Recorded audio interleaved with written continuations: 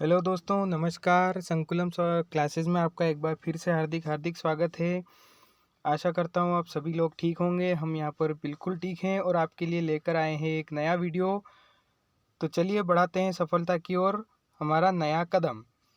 जी हाँ, आज तारीख है 21 फरवरी 2023 और हम आपके लिए लेकर आए हैं कंप्यूटर के MCQs, वो भी हिंदी लैंग्वेज में। जैसा कि पहले भी बताया गया था, कई सारे कंपटीशन एग्जाम्स में कंप्यूटर के क्वेश्चंस आते हैं। कंप्यूटर अपने आप में पूरा एक सब्जेक्ट डाल दिया गया है। आप चाहे पटवारी ले लो, चाहे LDC ले लो, चाहे छोटे लेवल की कोई भी एग्ज़ाम ले लो, कंप्यूटर्स के क्वेश्चन आते हैं। कंप्यूटर का नॉलेज भी होना चाहिए, कंप्यूटर के क्वेश्चंस भी आपको आने चाहिए। इसीलिए हम आपको आपकी पूरी तैयारी करवाएंगे और उसी सीरीज़ में हम आपके लिए लेकर आए हैं आज के नए MCQs। तो चलिए शुरू करते हैं हमारे नए सेशन को, लेकिन उसके पहले आज की प्रेरणा। जी हाँ, आज की प्रेरणा ये है, मेहनत इतनी शांत करो, मेहनत इतनी शांत करो कि सफलता शोर मचा दे। जी हाँ दोस्तों, मेहनत करते समय कोई दिखावा नहीं, कोई आडंबर नहीं, कुछ नहीं। बस अपने कर्तव्य पथ पर बढ़ते रहिए, शांति से अपना कर्म करते रहिए। फल ज़रूर मिलेगा, सफलता ज़रूर मिलेगी और यकीन मानिए ऐसी सफलता मिलेगी कि सारी दुनिया में उसका डंका बजेगा। तो चलिए इसी मोटिवेशनल कोट के साथ करते हैं आज के सेशन की शुरुआत। ये रहा हमारा सबसे पहला प्रश्न, IC की फुल फॉर्म क्या है? IC, जी हाँ, कंप्यूटर के फील्ड में ये सबसे कॉमन जो वर्ड है वो है IC और IC का फुल फॉर्म होता है इंटीग्रेटेड सर्किट। जी हाँ, IC का फुल फॉर्म होता है इंटीग्रेटेड सर्किट। जी हाँ दोस्तों, IC का फुल फॉर्म होता है I for integrated, C for circuit, integrated circuit. ये रहा आपका option C, integrated circuit. Integrated circuit basically क्या होता है, एक ऐसा, आपने देखा होगा पुराने कंप्यूटर से, आपने आपका अपना कंप्यूटर ओपन करके देखा होगा। कंप्यूटर के अंदर ऐसी एक कई सारी चिप्स लगी होती है, जैसे मदरबोर्ड होता है, रैम होती है, रोम होता है, या आपकी जो पेन ड्राइव होती है, कार्ड रीडर होते हैं, उनके अंदर भी ऐसी चिप्स लगी होती है जिसको माइक्रो चिप्स बोला जाता है। इसके अंदर बहुत सारे यानी कि लाखों में कंपोनेंट्स जो होते हैं वो एक नैनो टेक्नोलॉजी के थ्रू उसमें लगाए जाते हैं, जिससे कि वो अच्छा परफॉर्म कर सके। ऐसे सर्किट को कहा जाता है इंटीग्रेटेड सर्किट। तो ये था हमारा पहला क्वेश्चन। चलिए आगे बढ़ते हैं दूसरे क्वेश्चन की ओर। दूसरा क्वेश्चन है, वह इलेक्ट्रॉनिक डिवाइस। अब देखिए बात हो रही है इलेक्ट्रॉनिक डिवाइस की। किसकी बात हो रही है? इलेक्ट्रॉनिक डिवाइस की। Just a minute, electronic device की बात हो रही है। वह इलेक्ट्रॉनिक डिवाइस जो डेटा को स्वीकार कर सकता है। देखिए यहाँ पे समझने वाले वर्ड हैं, डेटा को स्वीकार यानी कि एक्सेप्ट कर सकता है, डेटा को प्रोसेस कर सकता है और उसी डेटा से आउटपुट भी उत्पन्न कर सकता है, और उन आउटपुट को यानी कि उन परिणामों को भविष्य में प्रयोग में लाने के लिए स्टोर भी कर सकता है। डेटा को एक्सेप्ट करता है, प्रोसेस करता है, उसका आउटपुट देता है और उसको स्टोर भी करके रखता है। ऐसी डिवाइस को क्या कहा जाता है? तो जी हाँ, बिल्कुल सिंपल सा क्वेश्चन है, सिंपल सा आंसर है इसका। ऐसी डिवाइस को कहा जाता है कंप्यूटर। चलिए आगे बढ़ते हैं। कंप्यूटर में डेटा किसे कहा जाता है? अब डेटा किसे कहा जाता है, आपने बुक में डेफिनेशन पढ़ी होगी डेटा की। डेटा किसे कहा जाता है? रॉ फैक्ट्स, रॉ फैक्ट्स कच्चे आंकड़े, रॉ फैक्ट्स फिगर्स, कच्चे आंकड़े और कच्चे sorry facts, raw facts and figures, कच्चे आंकड़े जिनको हम हिंदी में कहते हैं कच्चे आंकड़े। तो जो कच्चे आंकड़े होते हैं जैसे कि 1 2 3, राम श्याम, किसी भी जगह का नाम, ये जो रॉ फैक्ट्स होते हैं इनको क्या कहा जाता है? इनको डेटा कहा जाता है। तो यहाँ पर हमारा ऑप्शन क्या हो जाएगा?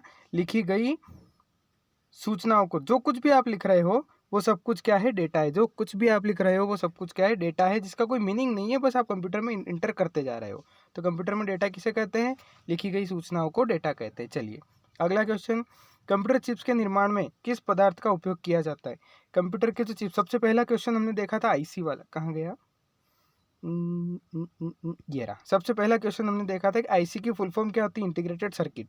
तो इंटीग्रेटेड सर्किट या इंटीग्रेटेड चिप्स जो होती है, उन चिप्स का उपयोग, उन चिप्स के निर्माण में किस चीज़ का उपयोग किया जाता है? क्या कह रहे हैं?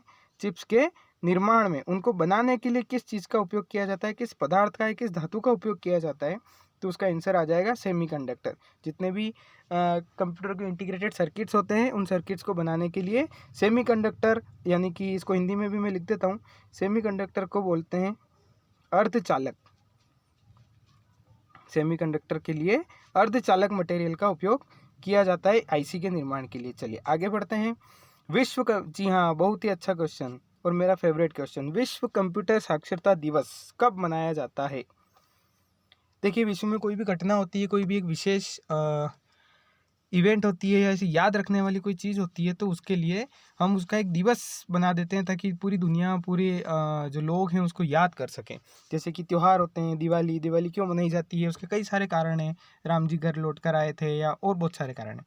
होली मनाई जाती है, त्यौहार मनाए जाते हैं, उसी तरीके से दिवस मनाए जाते हैं। तो कंप्यूटर साक्षरता दिवस कब मनाया जाता है, आपको याद रखना पड़ेगा। कंप्यूटर साक्षरता दिवस मनाया जाता है 2 दिसंबर को। हर साल प्रतिवर्ष 2 दिसंबर को कंप्यूटर साक्षरता दिवस मनाया जाता है। चलिए आगे बढ़ते हैं अगले क्वेश्चन की तरफ। अगला क्वेश्चन है प्रोसेस्ड डेटा। जी हाँ, प्रोसेस्ड डेटा कैसा डेटा?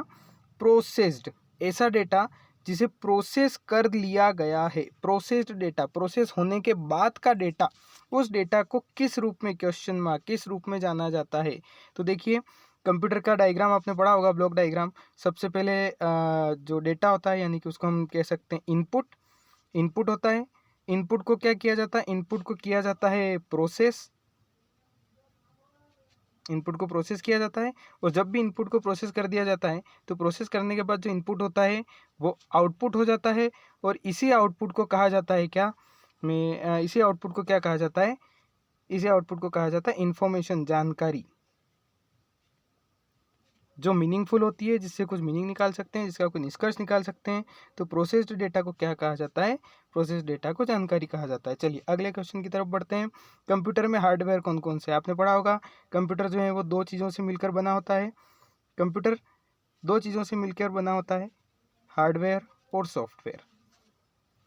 ठीक है, एक्चुअली इसमें एक तीसरी चीज़ और बताई जाती है, वो होता है ह्यूमन वेयर। जो इंसान होते हैं, जो यूज़र होते हैं, जो कंप्यूटर को चलाता है। तो हार्डवेयर कौन से होते हैं? जो वो कंपोनेंट जो जिनको हम देख सकते हैं, छू सकते हैं, उठा सकते हैं, पकड़ सकते हैं, वो सारे हार्डवेयर कहलाते हैं। जिनको हम छू नहीं सकते हैं लेकिन जिनकी मदद से हम कंप्यूटर को चला सकते हैं, वो होते हैं सॉफ्टवेयर। और ये जो होते हैं ये ह्यूमन वेयर होते हैं। ह्यूमन वेयर यानी कि बेसिकली आप याद रखिए यूज़र होता है। तो हमारा क्वेश्चन फिर से आ जाते हैं। क्वेश्चन क्या है? कंप्यूटर में हार्डवेयर कौन कौन से हैं? तो चलिए यहाँ से बात करते हैं C++। क्या है? एक प्रोग्रामिंग लैंग्वेज है, ये तो कोई हार्डवेयर है नहीं। चलिए विंडोज़ की बात करते हैं। विंडोज़ 7 क्या है? विंडोज़ 7, विंडो का जब भी नाम आए, Windows 7, window 8, window XP, window Vista, ये सारे क्या है? विंडोज़ जितने भी हैं ये ऑपरेटिंग सिस्टम है। बायोस की बात करें, बायोस एक प्रोग्राम है जो कंप्यूटर को चालू होने में मदद करने का काम करता है। तो बेसिकली यहाँ पर हमारा आंसर क्या हो गया? CD-ROM जो है वो एक प्रकार का हार्डवेयर डिवाइस है।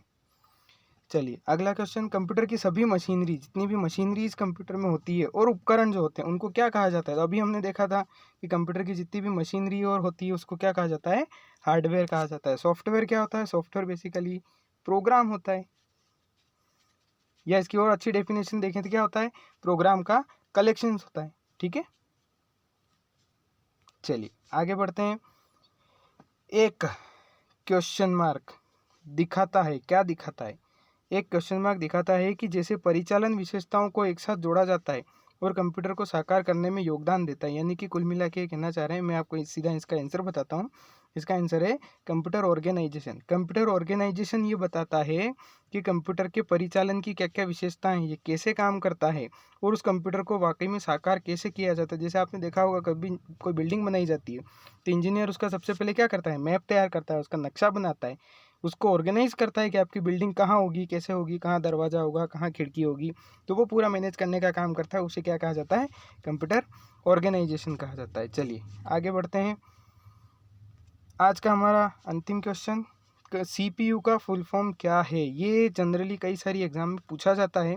बात ये नहीं है कि ये क्यों पूछा जाता है, बात ये है कि आपको कंफ्यूज करने के लिए, टाइम वेस्ट करने के लिए ये क्वेश्चन दिया जाता है।